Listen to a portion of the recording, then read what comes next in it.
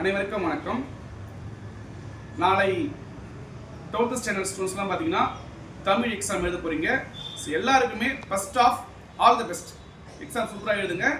So exam எழுதும்போது நமக்கு மாணவர்களுக்கு சின்ன சின்ன தடைகள் ஏற்படுது. ஸோ நல்ல முறையில் மாணவர்கள் எக்ஸாம் எழுதுறதுக்கு ஆசிரியராக என்னால் முடிஞ்ச ஒரு சில டிப்ஸ் கொடுக்கணும்னு ஆசைப்படுறேன். திருக்குறளில் மொத்தம் 1330 திருக்குறள் இருக்கு. இருந்தால் கூட எனக்கு பிடிச்ச குறள்னு பார்த்தீங்கன்னா தெய்வத்தால் ஆகாதெனும் முயற்சிதன் மெய்வருத்த குழிதரும். இந்த திருக்குறளுக்கு எடுத்துக்காட்டு சொல்லலாம் அப்படின்னா நம்ம தேர்வு தான் சொல்லலாம். முயற்சி தான் ஒரு மிகப்பெரிய மனுஷன் வெற்றி கொண்டு வரும். ஸோ அதை மட்டும் விடாதீங்க, கைவிடாதீங்க. ஓகேவா? ஸோ நாளைக்கு தமிழ் எக்ஸாம் எழுத ஸ்டூடெண்ட்ஸுக்கு என்னால் முடிஞ்ச ஒரு 5 டிப்ஸ் மட்டும் தரலான்னு இருக்கு. ஃபர்ஸ்ட் பார்த்தீங்கன்னா பயம், பதட்டம். இன்னைக்கு இருக்கிற மாணவர்களுக்கு இருக்கிற மிகப்பெரிய பிரச்சனையான பயம், பதட்டம் தான். ஒன்றுமே இல்லைப்பா, எக்ஸாம் ரொம்ப ரொம்ப ஈஸி. ஒரு வருஷம் ஃபுல்லாக படிச்சிட்டோம், இதுக்கப்புறம் புதுசாக படிக்க போகிறது கிடையாது. என்ன படிச்சோமோ அதுதான் கேட்க போறாங்க. அது நம்ம ஸ்டேட் போர்டில் எல்லாமே ரிப்பீட் கொஸ்டின் வர போறது நமக்கு. ஸோ பயப்படாம பதட்டப்படாம தெரிஞ்சதை சரியா எழுதுங்க. ரெண்டாவது எழுத்துப்பிழை. தமிழ்ல இருக்கிற பிரச்சனை பார்த்தீங்கன்னா எழுத்துப்பிழை. அதுக்கு என்ன கூட நான் கூட சில டிப்ஸ் என்ன அப்படின்னா, எழுதும் போதே எழுத்துக்குட்டியே எழுதுங்க. அதாவது திருக்குறள் பாருங்க, எப்பொருள் எத்தன்மது ஆயினும் அப்பொருள் மெய்ப்பொருள் காண்பது அறிவு. இது திருக்குறள். எழுதும் போதே எப்பொருள் இப்பொருள் அப்படி ஃபாஸ்டா படிங்க. எழுத்து பழிய முடிஞ்ச அளவுக்கு குறைச்சிக்கலாம் நம்ம. அடுத்து மூணாவது டிப்ஸ் பார்த்தீங்கன்னா டைம் மேனேஜ்மெண்ட். உங்களுக்கு எக்ஸாம் பார்த்தீங்கன்னா 3 hours இருக்குப்பா. 3 hoursல 1 hour ஒன்ஸ் பெல் அடிப்பாங்க.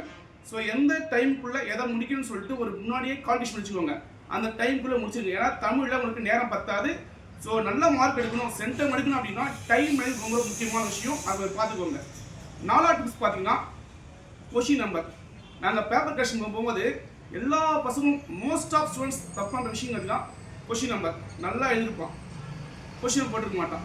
எங்களுக்கு மார்க் போடவும் முடியாமல் போடாமல் இருக்கவும் முடியாமல் ரொம்ப தர்ம சங்கடமாக இருக்கும். ஸோ மாணவர்கள் தயவு செய்து ஒரு 10 minutes முன்னாடியே எக்ஸாம் முடிச்சுட்டு கொஷின் நம்பர்லாம் கரெக்டாக போட்டுருக்குமான்னு சொல்லிட்டு கொஷின் நம்பர் செக் பண்ணுங்க. ஸோ அது முக்கியமாக நம்ம பார்க்க வேண்டிய விஷயம். லாஸ்ட் ஒன் பார்த்தீங்கன்னா ரீசெக். 3 hours எக்ஸாம் அப்படின்னா ஆல்ரெடி ஒரு 15 minutes கொடுத்துட்டாங்க கொஷின் கொடுத்துருவோம் படிக்கிறதுக்கு. ஸோ 10 minutes முன்னாடியே எக்ஸாம் முடிச்சுட்டு ஒவ்வொரு கொஷின் கரெக்டாக இருக்குமா, ஃபாஸ்ட் ரீசெக், அவ்வளோதான். அதே மாதிரி ஒவ்வொரு கொஷின் கோடு போட்டுருக்குமா, முக்கியமான பென்ஸ்லாம் நம்ம அண்டர்லைன் பண்ணிருக்குமா, ஸோ ரீசெக் பண்ணுங்க. அதே மாதிரி லாஸ்ட்டாக கொஷின் செக் பண்ணிக்கோங்க. ஸோ இந்த 5 டிப்ஸையும் கண்டிப்பாக ஃபாலோ பண்ணிங்க அப்படின்னா எக்ஸாமில் எல்லாருமே நல்ல மார்க் எடுக்கிறதுக்கு ரொம்ப யூஸ்ஃபுல்லாக இருக்கும். ஸோ இந்த வீடியோ உங்களுக்கு பிடிச்சிருந்ததுன்னா உங்கள் ஃப்ரெண்ட்ஸுக்கும் மறக்காமல் ஷேர் பண்ணுங்கள், அவங்களுக்கும் யூஸ்ஃபுல்லாக இருக்கும். ஸோ இதே மாதிரி எக்ஸாம் சம்பந்தமான வீடியோஸ் அடுத்தது போட போகிறோம் நம்ம. ஸோ மறக்காமல் நம்ம சேனலை சப்ஸ்கிரைப் பண்ணுங்கள், லைக் பண்ணுங்கள், ஷேர் பண்ணுங்கள். நன்றி.